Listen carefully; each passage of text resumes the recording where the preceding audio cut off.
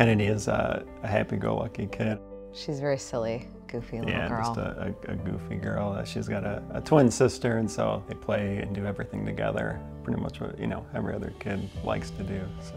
She's big on dancing anywhere she goes, making up her own songs. Her and her sister are going to have, they've already talked about owning an animal shelter and being teachers and being veterinarians, and they have a lot planned for the future. I remember playing at the park one day, and she just looked really tired. My father-in-law noticed bruises on her, kind of abnormal bruises.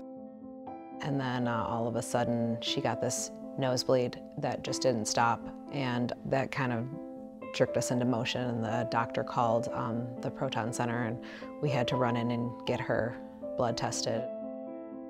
And they diagnosed acute lymphoblastic leukemia, ALL. It was pretty devastating, and it was all very, very, very quick. We were in the hospital that night. Yeah, she was in a high-risk category, so. Something like your brain can't comprehend, really. She started different phases of treatment. Somewhere she had to be, at the hospital for extended stays. After the initial 2 weeks, she had to come back.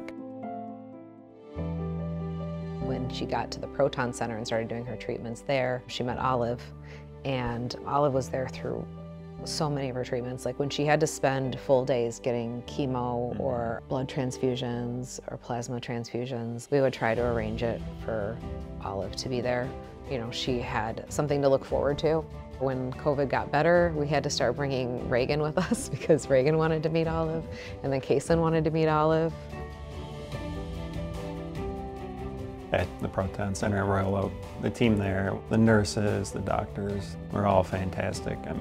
Kennedy is as bubbly as a kid she is. She's also very shy when it comes into very public situations, so she was immediately the kid that didn't talk.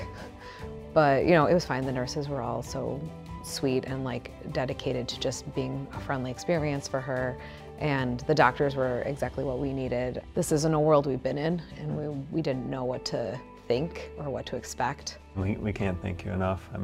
From beginning to end, it was just the amount of comfort and reassurance with helping Kennedy feel as comfortable as she could with her treatment. There's so much involved that you feel like you don't get a chance to thank them enough. Kennedy right now is in full remission. She went into remission in April 2023. She goes to the Proton Center still for monthly checkups. She's doing really good. I think she's gotten sillier. She's back to her goofy self, if not more goofy, so she could be a normal kid again.